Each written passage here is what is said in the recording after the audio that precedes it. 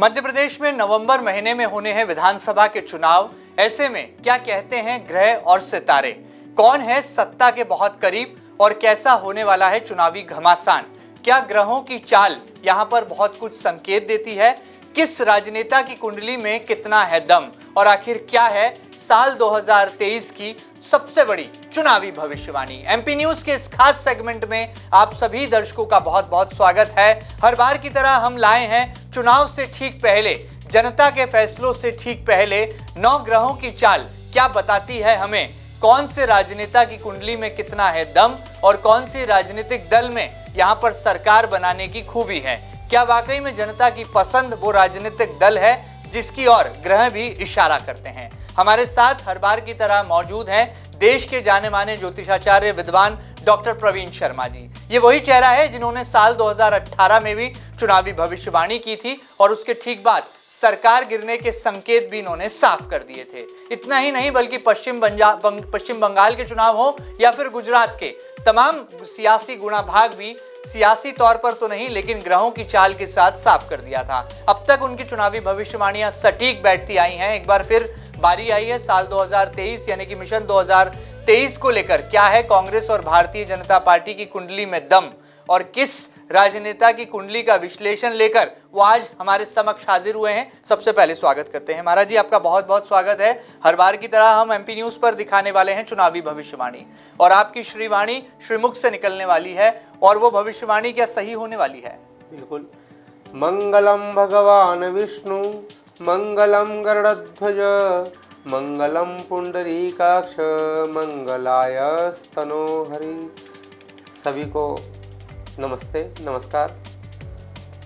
आपने कहा कि भविष्यवाणी सही होने वाली है, तो प्रभु की कृपा से और जहाँ तक कि एक ज्योतिष का जो शास्त्र होता है जी, वो ज्योतिष शास्त्र में ग्रह करत सो करहु न बेरी कहते हैं कि जो ग्रह करता वो आपका शत्रु भी नहीं करते। ग्रह नक्षत्र और उनकी गति, उदय अस्त आदि विचार और राजनेताओं की कुंडली और दोनों पार्टियों की कुंडली के ग्रह गोचर के अनुसार जी हम भविष्यवाणियाँ करते हैं और अक्षरश वो सत्य ही होती है। हाँ, ऐसा हो सकता है कि सीटों में 2-4 सीटें या 5 सीट ऊपर नीचे हो सकती है, लेकिन भविष्यवाणी कभी गलत नहीं होती।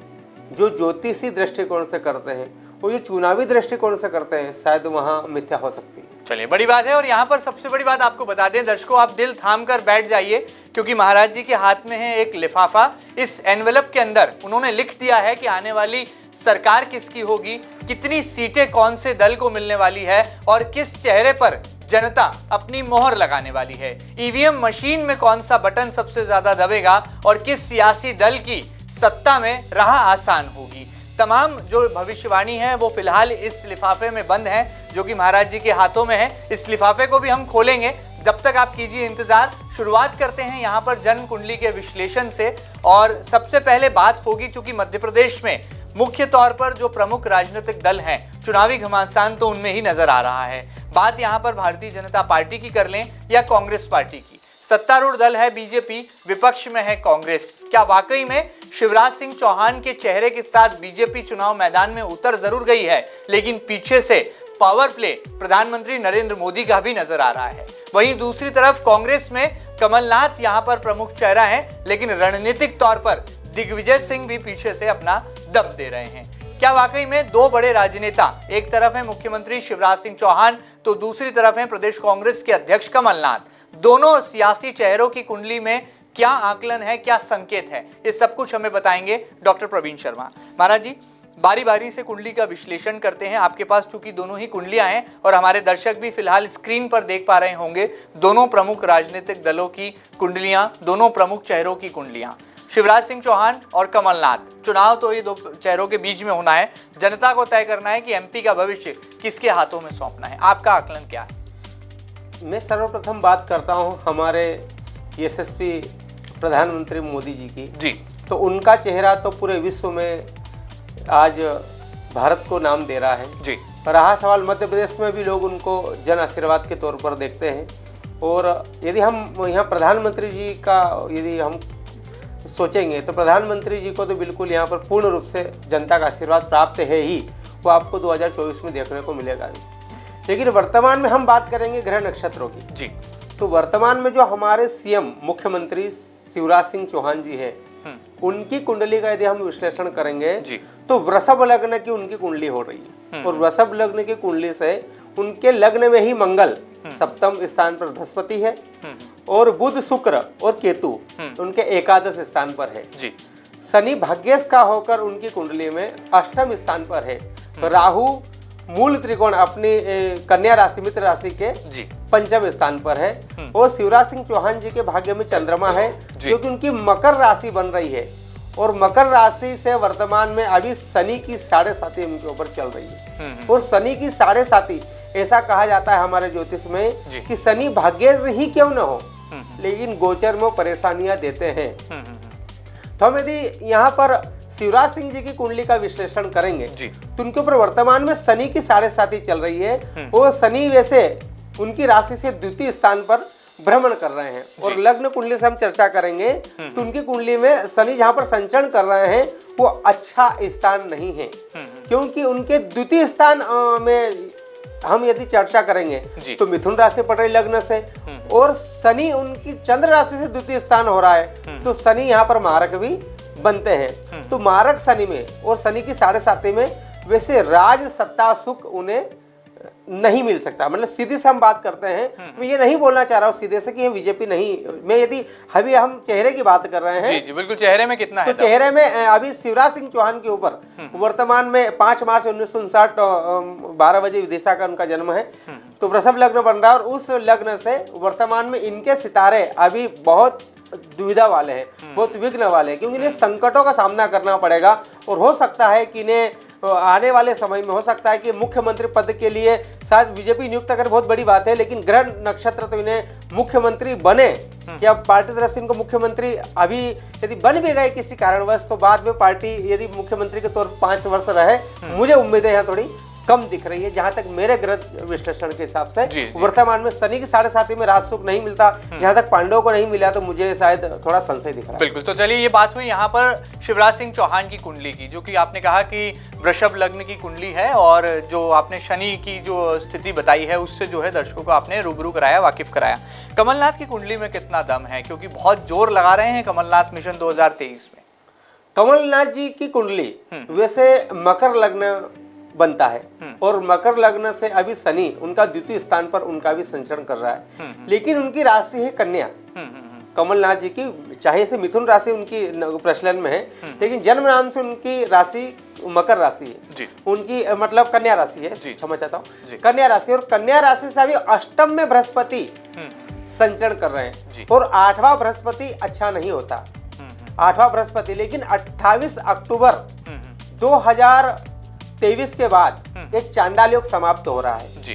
चांडाल योग जैसे ही समाप्त होगा 30 अक्टूबर को तो उसके बाद नवंबर में ही चुनाव है लेकिन यदि हम डिग्री वाइज बात करेंगे है ना, डिग्री वाइज बात करेंगे तो अष्टम शनि अष्टम इनको कन्या राशि से मेष राशि का बृहस्पति वक्र अवस्था में 118 दिन रहने वाला है पूरी उसी अवस्था में चुनाव संपूर्ण हो जाएंगे जी। तो अष्टम बृहस्पति वक्र अवस्था में संचरण कर रहा है तो जब कोई बृहस्पति यदि अष्टम हो, चौथा, आठवां, 12वां तो हमें पूर्ण सफलता नहीं देते लेकिन हम जहां तक बात कर रहे हैं कि वक्र अवस्था में तो सप्तम को है और सप्तम हम यदि कुंडली में देखेंगे तो सप्तम जो होता है वो केंद्र का तीसरा स्थान भी माना जाता है और जनता के स्थान को वहां पर केंद्र चौथा स्थान माना जाता है। तो उस दृष्टिकोण से कमलनाथ जी की अध्यक्षता में वर्तमान में इनको कांग्रेस पार्टी में थोड़ा उभार आएगा, इसमें कोई संशय नहीं है। मतलब बेहतर स्थिति में है, बेहतर स्थिति में कांग्रेस बिल्कुल है अभी वर्तमान बेहतर और कमलनाथ जी की अध्यक्षता में कमलनाथ जी की ही मतलब सैन्य शक्ति में हम बात करते हैं यदि चुनावी रण की तो सैन्य शक्ति में अभी कांग्रेस मुझे कुछ उभरती हुई दिख रही है लेकिन पूर्ण सुख इनकी कुंडली से अभी राजनीतिक मुख्यमंत्री का सुख इनको भी नहीं है क्योंकि अष्टम बृहस्पति है और मई 2024 तक रहने वाला है और जब तक शायद चुनाव संपन्न नवंबर में ही हो जाएंगे तो अष्टम गुरु राजनीतिक सुख राजनीतिक सत्ता नहीं देता है। तो अभी इनके ग्रह स्थिति ठीक होने वाली है 30 अक्टूबर के बाद, लेकिन वर्तमान में राजनीतिक सत्ता सुखी नहीं है। चलिए, बड़ी बात है यहाँ पर दोनों ही प्रमुख राजनीतिक चेहरे जिनका नाता है हिंदुस्तान के दिल एमपी से, वो फिलहाल तो संकटों में घिरे नजर आ रहे हैं। बात चाहे शिवराज सिंह चौहान की कर लें या कमलनाथ की कर लें, दोनों की कुंडलियां यहाँ पर संकेत तो ऐसे ही दे रही है। असमंजस के बादल दोनों ही चेहरों पर बरसने के लिए आतुर हैं, यहाँ पर ऐसा दावा है महाराज प्रवीण शर्मा जी का। आगे बढ़ते हैं महाराज जी, आपने दोनों चेहरों की कुंडलियों का विश्लेषण तो किया, लेकिन आप जब ये गणना करते हैं, जब ये भविष्यवाणी करते हैं, तो आधार क्या होता है? कैसे आप पकड़ पाते हैं कि आने वाला कल जो है कमल खिलाने वाला है या कमलनाथ को लाने वाला है? जब भी हम ग्रहों का विश्लेषण करते हैं जी, तो हम पार्टियों की भी हम कुंडली का विश्लेषण करते हैं। जैसे 6 अप्रैल 1980 जी 11 बजे अटल बिहारी वाजपेयी की अध्यक्षता में भारतीय जनता पार्टी का उदय हुआ था। जी जी। और भारतीय जनता पार्टी की जो राशि है वो वृश्चिक राशि है जी, और मिथुन लग्न की उनकी कुंडली भारतीय जनता पार्टी की बन रही है। ओके। और भारतीय जनता पार्टी के भाग्य में अभी शनि का संचरण चल रहा है, और शनि की 7.5 और ढैया किसी भी प्रकार का भारतीय जनता पार्टी पर नहीं है। ओके। और यदि हम बात करेंगे तो 25 मार्च 2025 तक भारतीय जनता पार्टी में अभी चंद्र में गुरु चल रहे, तो गज केसरी योग था, उसी में प्रधानमंत्री जी 2 बार भारत के प्रधानमंत्री भी बने। लेकिन अभी वर्तमान में चंद्रमा और शनि चल रहे हैं। चंद्रमा शनि विष योग को निर्मित करते हैं, लेकिन छठे भाव में चंद्रमा नीच का है और भाग्य के स्वामी भाग्य में ही संचरण कर रहे हैं। जी जी। और चंद्र और शनि का अंतर, चाहे विष योग निर्मित कर रहा है, थोड़ा मन में मनमुटाव है। चंद्र और शनि क्या कर, अशांति, मन में भ्रम पैदा करता है जनता के। लेकिन ग्रह स्थिति की हम बात करेंगे तो भारतीय जनता पार्टी को 25 मार्च 2025 तक चलने वाली चंद्रमा की महादशा में जो शनि का अंतरा, शनि चूंकि भाग्य स्थान का स्वामी होकर भाग्य स्थान पर ही संचरण कर रहे हैं लग्न कुंडली से, और जन्म कुंडली से भी यदि हम बात करेंगे तो शनि वैसे पंचम है, तो जो कि पंचम शनि राजनीतिक सुख देते हैं। तो इस दृष्टिकोण से हम यह मान के चले कि भारतीय जनता पार्टी की यहाँ कुंडली बहुत मजबूत बन रही है। और भारतीय जनता पार्टी की कुंडली मजबूत होने से और कांग्रेस का उदय जो है, कांग्रेस 3 बार चेंज हुई है। पुरानी कांग्रेस, उसके बाद इंदिरा कांग्रेस, उसके बाद अभी वर्तमान जो राष्ट्रीय कांग्रेस चल रही है। तो इन कांग्रेस का उदय भी हम 1987 में हुआ था। तो इनकी कुंडली से मीन लग्न चल रहा है, और मीन लग्न में अभी राहु और गुरु का चांडाल योग चल रहा है द्वितीय स्थान पर। और वर्तमान में राहु की महादशा कांग्रेस पार्टी को, जिसमें गुरु का अंतर है जो कि चांडाल योग है। और जनता जब जीव का विचार हुआ जाता है तो सूर्य बृहस्पति और शनि से होता है, और बृहस्पति को ही अभी ग्रहण लगा हुआ है राहु चांडाल योग, अक्टूबर में गोचर में भी, और बाद में भी राहु में गुरु का चांडाल योग चलेगा जो कि अक्टूबर 2025 तक चलेगा। तो कांग्रेस पार्टी की स्थिति वैसे चांडाल योग के चलते हुए जनता का आशीर्वाद मिलने में मुझे थोड़ा संदेह लग रहा है। तो पार्टियों की हम बात करेंगे तो वर्तमान में भारतीय जनता पार्टी की कुंडली थोड़ी मजबूत, उसके सितारे हो रहे हैं। चलिए, बड़ी बात है, बीजेपी की कुंडली में है दम और कांग्रेस की कुंडली में चीनी है कम कम, ऐसा दावा है यहाँ पर महाराज डॉक्टर प्रवीण शर्मा जी का। लगातार चुनावी भविष्यवाणियों के लिए वो देश विदेश में भ्रमण करते रहते हैं। लगातार जिन राज्यों में चुनाव होते हैं वहां पर जनता के बीच जाते हैं, अपने मुखारविंद से भक्ति की गंगा भी बहाते हैं, और जहां जब मौका मिलता है राजनेताओं की कुंडलियों को टटोलने की कला जो है उनमें कूट कूट कर भरी नजर आती है। और प्रवीण शर्मा जी ने अब तक जो भविष्यवाणियां की हैं वो लगभग सही साबित हुई हैं, सटीक साबित हुई हैं। यहाँ पर बात हम पश्चिम बंगाल की कर लें या फिर पूर्व में बीजेपी की सरकार बनने के दावे की कर लें, कमलनाथ की सरकार के गिरने के संकेत हो, या फिर बात हो ज्योतिरादित्य सिंधिया के भविष्य की, तमाम बड़े राजनेताओं की कुंडलियों को खंगालने के बाद प्रवीण शर्मा जी अपना विश्लेषण रखते हैं। आज वो यहाँ पर एमपी न्यूज पर लगातार जुड़े हुए हैं। आगे बढ़ते हैं महाराज जी, ये लिफाफा हम खोलें और इस इंतजार की घड़ियों को खत्म करें, उससे पहले आपको मध्य प्रदेश के विधानसभा चुनाव की क्या तस्वीर, यहाँ पर 9 ग्रह आपको दिखा रहे हैं, नक्षत्र क्या आपको संकेत दे रहे हैं, ग्रहों की चाल से क्या लगता है जनता यहाँ पर सूझबूझ के साथ निर्णय लेगी या फिर जनता कंफ्यूज है? क्योंकि बीजेपी ने योजनाओं की भरमार लाकर रख दी है। लाडली योजना की बात करें, लाडली बहना योजना की बात करें, आवास योजना की बात करें, या मुख्यमंत्री शिवराज सिंह चौहान की बदली चाल की बात करें, तो वहीं दूसरी तरफ कमलनाथ भी यहाँ पर मैदान से पीछे हटने का नाम नहीं ले रहे हैं। कांग्रेस भी यहाँ पर लगातार जन आशीर्वाद यात्रा का जवाब जन आक्रोश यात्रा से दे रही है।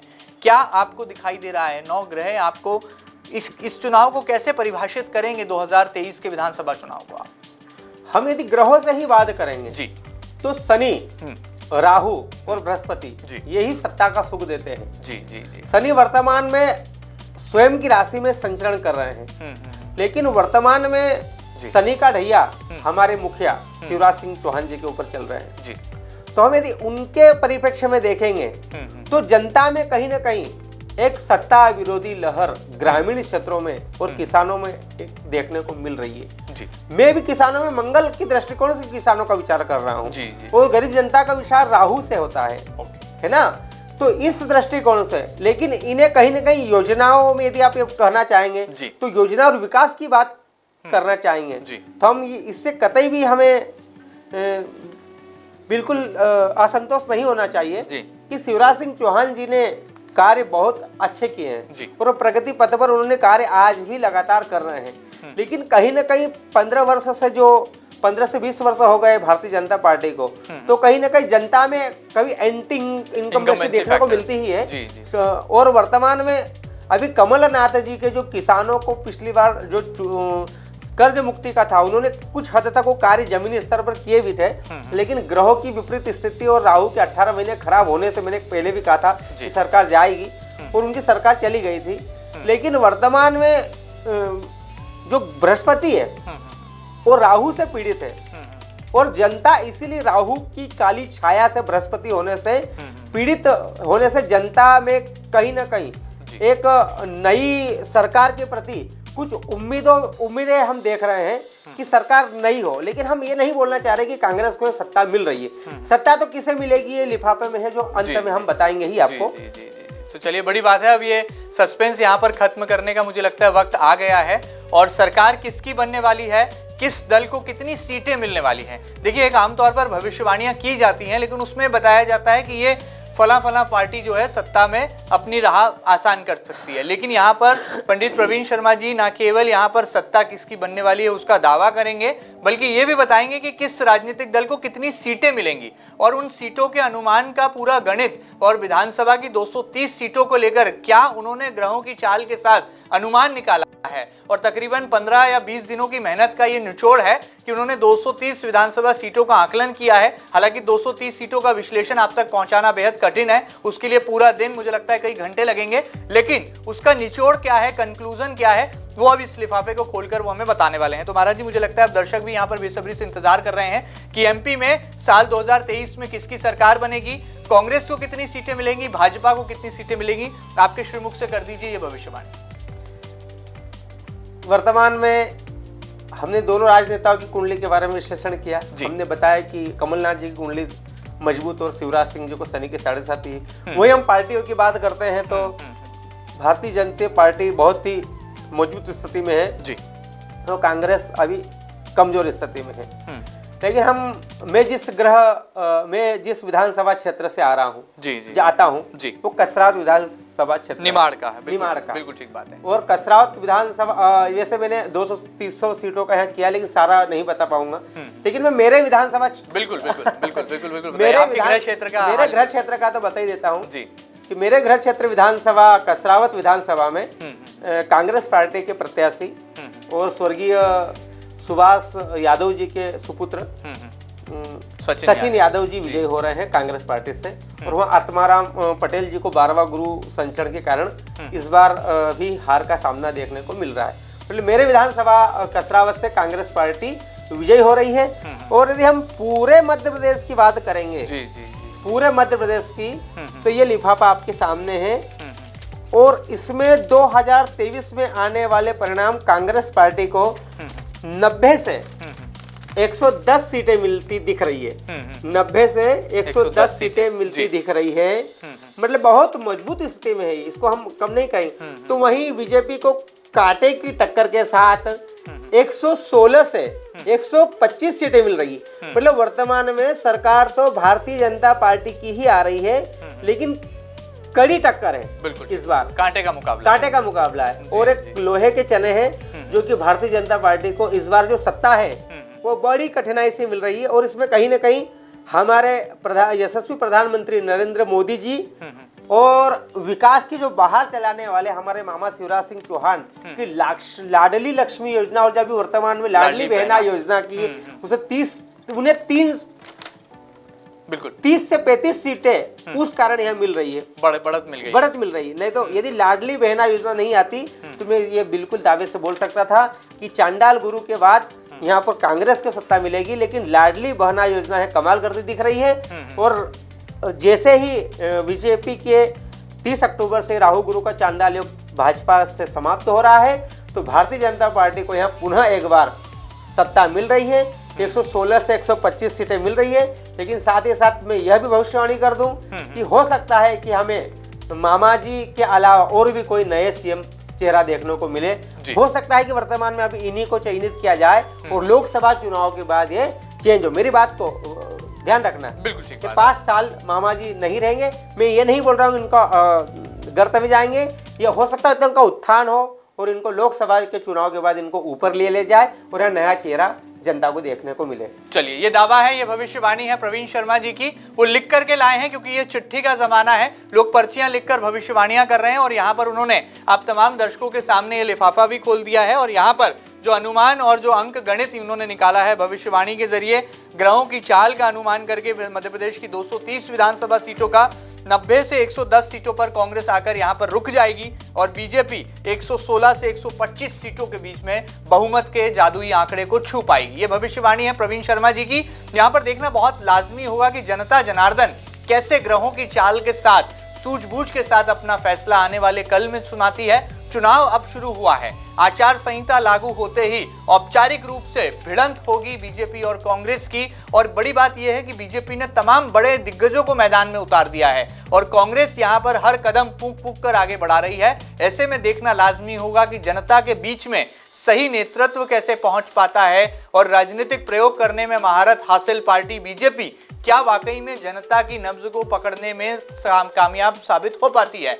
एमपी का भविष्य क्या होगा, मिशन 2023 किस दल के नाम होगा, ये जरूर जनता जनार्दन अपना फैसला सुनाएगी नवंबर के बाद। लेकिन फिलहाल चुनावी अंक गणित सितारों की चाल के साथ, ग्रह नक्षत्रों के हाल के साथ यहां पर साफ कर दिया है प्रवीण शर्मा जी ने और ये बताने समझाने की कोशिश की है कि ग्रह किस दल को कितनी ऊंचाई पर ले जाने वाले हैं और किस दल को विपक्ष का स्वाद चखाने वाले हैं। उम्मीद है आपको ये खास विश्लेषण पसंद आएगा और ये जो रहस्य तमाम तरह से बना हुआ है उस पर ये ज्योतिषीय बादल जो मंडरा गए हैं आने वाले कल में क्या सही और सार्थक साबित होंगे। इंतजार कीजिए चुनाव नतीजों तक। तब तक लगातार बने रहिए चुनाव से जुड़ी हर खबर को देखने के लिए आपके अपने न्यूज चैनल एमपी न्यूज के साथ। फिलहाल दीजिए इजाजत, नमस्कार। एमपी की नब्ज, एमपी का हाल, मध्य प्रदेश की हर खबर एमपी न्यूज टीवी के साथ। लगातार खबरों के लिए सब्सक्राइब करें हमारा YouTube channel MP news TV. Latest updates के लिए बेल आइकन दबाना जरा भी न भूलें।